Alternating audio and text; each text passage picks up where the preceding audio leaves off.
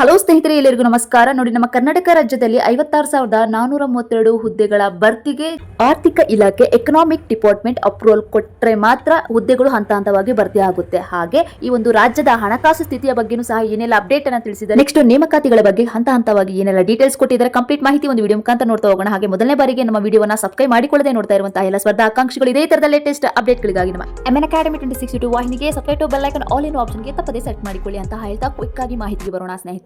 ನೋಡಿ, ಜಿಲ್ಲೆ ಬಂದು ದಾವಣಗೆರೆ. ನೋಡಿ, ನಮ್ಮ ಕರ್ನಾಟಕ ರಾಜ್ಯದಲ್ಲಿ 2.50 ಲಕ್ಷ ಸರ್ಕಾರಿ ಹುದ್ದೆಗಳು ಖಾಲಿ ಇದ್ದು, ಈ ಪೈಕಿ 40,000 ಹುದ್ದೆಗಳನ್ನ ಈಗಾಗಲೇ ಭರ್ತಿ ಮಾಡಿದ್ದೇವೆ ಅಂತ ಹೇಳಿದ್ದಾರೆ.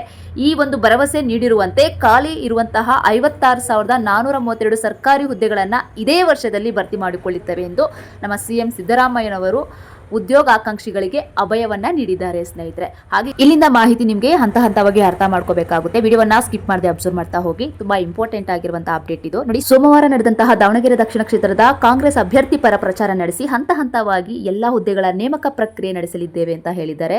ಈಗ ಉದ್ಯೋಗಾಕಾಂಕ್ಷಿಗಳು ಆತಂಕ ಪಡಬೇಕಾದ ಅಗತ್ಯವಿಲ್ಲ ಎಂದು ತಿಳಿಸಿರುವಂತದ್ದು ಸ್ನೇಹಿತರೆ. ಜೊತೆಗೆ ನೆಕ್ಸ್ಟ್ ಇಲ್ಲಿ ಅಬ್ಸರ್ವ್ ಮಾಡಿ, ಕೇಂದ್ರಕ್ಕಿಂತ ಉತ್ತಮ ಏನು ಹೇಳಿದ್ದಾರೆ ಅಂತ ನೋಡೋದಾದ್ರೆ, ನಮ್ಮ ಕರ್ನಾಟಕ ರಾಜ್ಯದ ಸರ್ಕಾರ ಹಣಕಾಸು ಸ್ಥಿತಿ ಈಗ ಕೇಂದ್ರ ಸರ್ಕಾರಕ್ಕಿಂತ ಉತ್ತಮವಾಗಿದೆ ಅಂತ ಹೇಳಿದ್ದಾರೆ. ಅಂದರೆ ಕೇಂದ್ರದ GDP 7.14 ಇದ್ದರೆ ನಮ್ಮ ಕರ್ನಾಟಕದ GDP 8.1 ಇದೆ ಅಂತ ಹೇಳಿದ್ದಾರೆ. ಇವೆರಡರಲ್ಲಿ ಯಾವುದು ಹೆಚ್ಚು ನೀವೇ ಹೇಳಿ ಎಂದು ತಿಳಿಸಿರುವಂತಹದ್ದು. ಹಾಗೆ ಕೆಲವೊಂದಷ್ಟು ಮಾನದಂಡಗಳ ಪ್ರಕಾರ ಈಗ ರಾಜ್ಯದ ವಿತ್ತೀಯ ಕೊರತೆ 3% ಕಡಿಮೆ ಇರಬೇಕು, GDPಯ 25% ಒಳಗೆ ಸಾಲ ಇರಬೇಕು.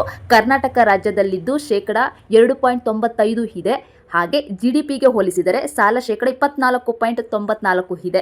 ರಾಜ್ಯದ ಎಷ್ಟು ಸಾಲ ತೆಗೆದುಕೊಳ್ಳಬಹುದು ಎಂಬುದು ನಿಗದಿಪಡಿಸುವುದೇ ಕೇಂದ್ರ ಸರ್ಕಾರ ಅಂತ ಹೇಳಿದ್ದಾರೆ. ಹೀಗಾಗಿ ಇಷ್ಟೆಲ್ಲ ಇದ್ದರೂ ಬಿಜೆಪಿಯವರು ಸುಳ್ಳು ಆರೋಪ ಮಾಡುತ್ತಿದ್ದಾರೆ ಎಂದು ಆರೋಪಿಸಿದರು ಎಂಬುದಾಗಿ ಈ ಒಂದು ಅಪ್ಡೇಟ್ ಅನ್ನ ತಿಳಿಸಿದ್ದಾರೆ ಸ್ನೇಹಿತರೆ.